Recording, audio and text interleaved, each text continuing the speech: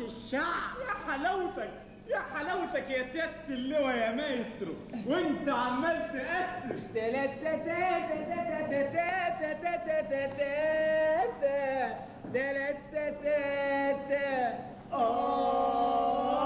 هنقسم المهام يا ليل، وهنبقى كيف تمام يا ليل، وهنعمل استفتاء يا ليل، وما نسفكش الدماء يا ليل، وهنعمل استفتاء والشعب يقول امين، وما نسفكش الدماء ونساوي يا سيدين، ونهز الاهرامات على راس الزعلانين، بلا متحف بلا مومياوات ما الناس متحنطين، ونهز الاهرامات على راس الزعلانين، بلا متحف بلا مومياوات ما الناس متحنطين، ونهز الاهرامات على متحف بلا مومياوات، ونهز الاهرامات بلا متحف بلا مومياوات، ونهز الاهرامات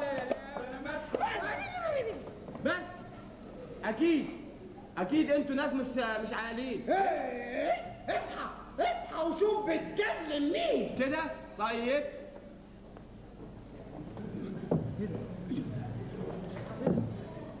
اتفضل. ايه ده؟ استاذ فين؟ عجز عالجزمة.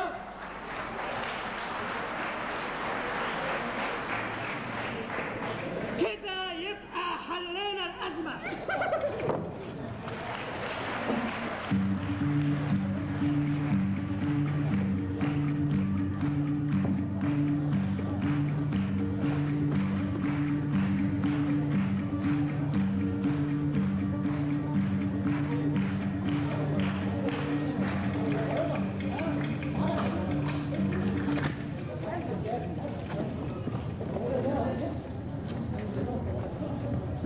نوالي فيما يلي رصد ردود الفعل العالمية بعد تسرب الأنباء من اتجاه حكومة مصر للموافقة على طلبات الإرهابيين.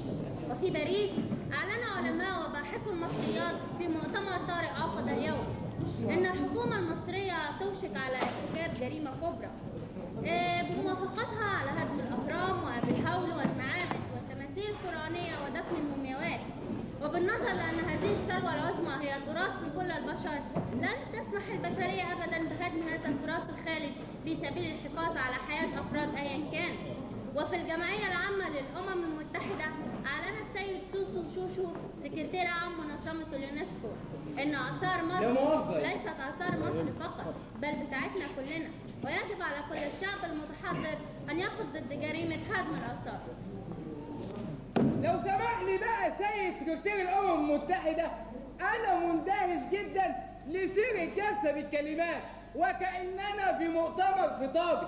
احنا اجتمعنا هنا علشان خطوات عمليه جدا منعا لتدمير الاثار في مصر، والرئيس سمسون فلتر مستاء جدا وعمال يتابع الموقف بقلق بالغ وعمال يحرق في السجاير. أرى توجيه إنذار للحكومة المصرية لعدم المضي في هذه الجريمة.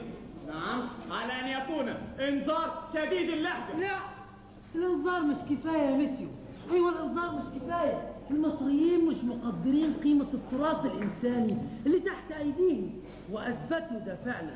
وعشان كده لابد من السيطرة الكاملة على هذا التراث وبالقوة المسلحة لحمايته من التدمير. اقعد يا ابني اقعد. نحن في إسرائيل نلم تماما بهذه القضية عن طريق تحرياتنا الخاصة بنا. وعلى العموم زي ما قال جدنا مناحم بيجن انهم سخرونا زمان في بناء الاهرام. اعترض. نعم لو سمحت اعترض. فالاهرام قد بني في عهد الاسرة الرابعة، ولم يدخل اليهود الى مصر الا منذ عدة قرون، فقد دخلوها في القرن الواحد. جرى ايه؟ جرى ايه يا عدو السامية يا ابرة مصدية؟ ما تتنيل وتقعد ساكت، هي ناقصاك؟ طب ايه رأيك بقى انهم سخرونا زمان فعلا في بناء الاهرام بتاعتهم دي، وده اكبر شاهد ودليل على ذلنا. وعلى العموم يا مستر احنا ما يهمناش اللي بيحصل لها دلوقتي، ان شاء الله تضطر بقى على دماغ اصحابها. احنا كل اللي يهمنا في القضيه هو الملك المفتري رمسيس الثاني جهداء الطاعون في كبره، لان هو ده فرعون الخروف، وعندنا كل الادله على كده.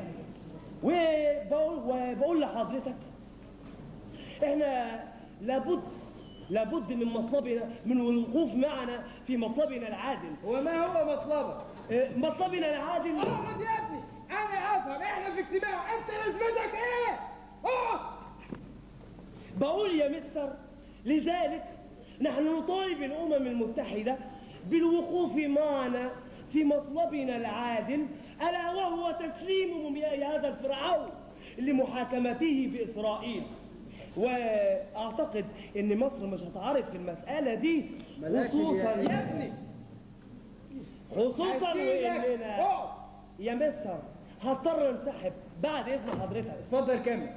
خصوصا واننا وقعنا اتفاقيه مؤخرا لتسليم المجرمين، ودي فرصه يا مستر لمصر، فرصه لمصر لاثبات جديتها في تنفيذ التزاماتها بالاتفاقيات الدوليه. ولا هم عايزين يدفنوا المومياوات ويدفنوا معاه العدل نهائيا؟ سلام لخا. هذا وقد استمعت الجمعية العامة للأمم المتحدة لكلمات من مندوب الهند والصين ومالي وبوركينا فاسو وجزر القمر، ثم تأجلت جلسة الأمم المتحدة على أن تعود الانعقاد في تمام الساعة 1 صباح اليوم بتوقيت جرينتش.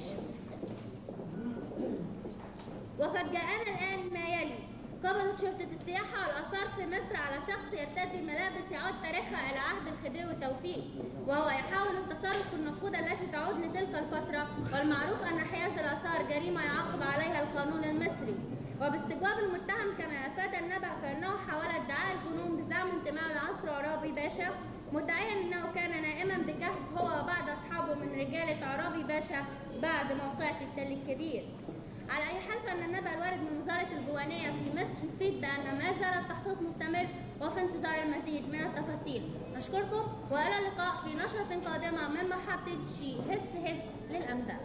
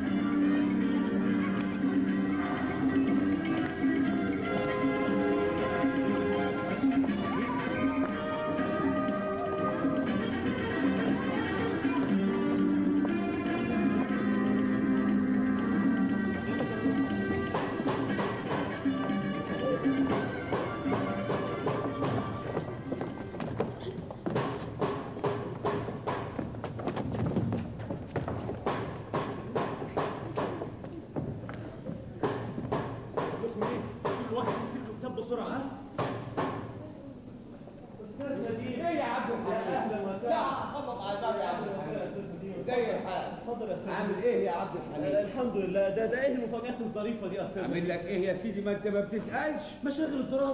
مشاغل الدراسة والله يا استاذ نديم. وبعدين حضرتك عارف بقى ان الطالب مننا وقته مش ملكه. اعرفك بتميز: صفوة زميل، عادل، الاستاذ نديم، فيلسوف كفر المرحوم كلها، واستاذي شخصيا وماجستير في التاريخ كمان. اهلا وسهلا. اهلا وسهلا استاذ نعيم.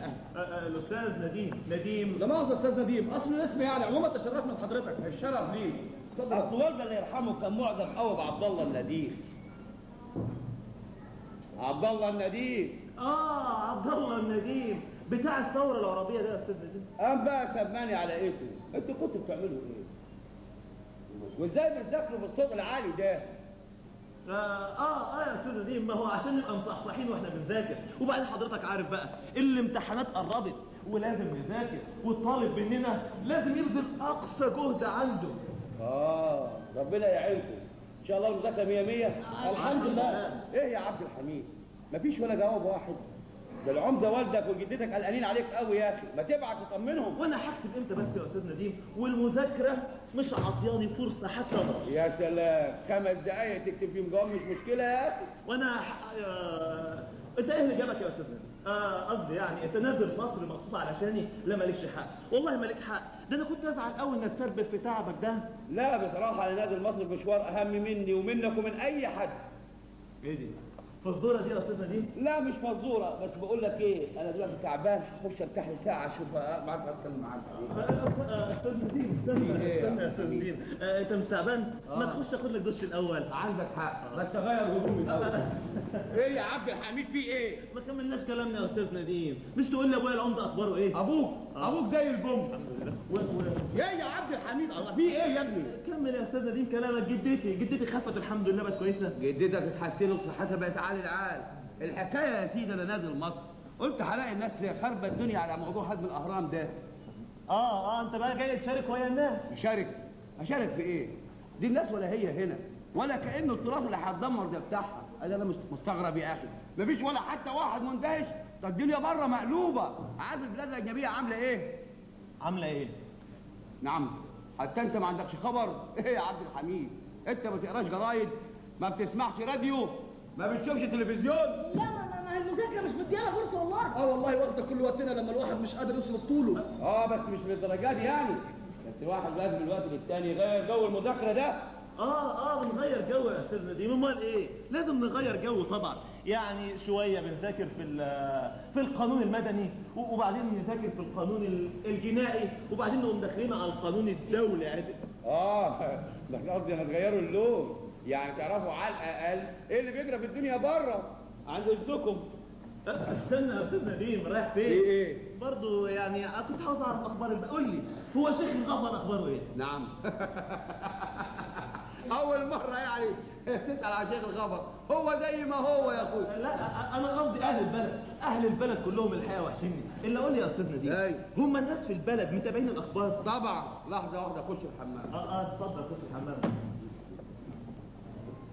يعني يا استاذ نديم الناس في البلد متابعين الاخبار؟ متابعين لحظه يا عبد الحميد. يعني كلهم متابعين الاخبار؟ بقول لك لحظه بلحظه يا عبد الحميد. بابا استاذن عبد الحميد. وانا كمان سلام.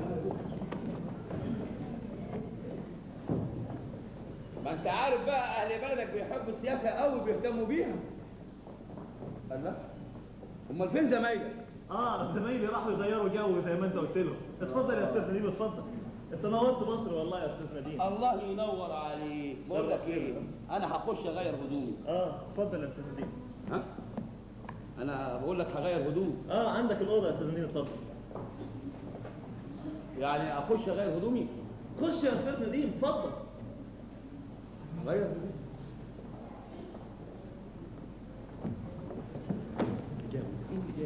الحمد لله، كانت هتبقى فضيحه بجلاجل في البلد. انت بتقول ايه يا عبد الحميد؟ بقول ده انا مشتاق قوي للبلد واهل البلد وكل اللي في البلد الحقيقه يا استاذ نديم. صراحه يعني كان عايز يبعتوا لك معايا خير مشلتت، بس انا اللي كنت مستعجل قوي، معلش ابقى اعوضها لك المره الجايه. لا ملوش لزوم التعب ده يا استاذ نديم. بقول لك ايه، ما انت عارف جدتك، هخش اخد لي دش وارجع لك. اتفضل هضطر اذاكر بجد الليله. يلا هذاكر.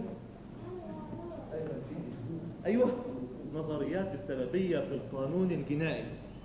اولا نظريه السبب بالكافي. هو ده السبب الكافي لافساد السهره الجميله. مش ممكن، مش فاهم حاجه خالص يا عم. ما لسه بدري، فاضل شهرين بحالهم على الامتحانات. بقول لك ايه يا عبد الحميد، انت مخك ما بيتفتحش الا قبل الامتحانات بشهر واحد. يعني هتغير نظامك يعني؟ لا بقى، هما اللي كانوا عاوزين اخش حقوق، كملها الاداء سهله وظريفه وجميله وكلها مدن.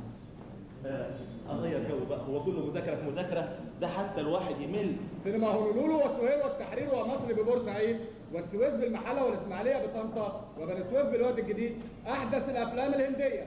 اين ذهبت امي يا عمي؟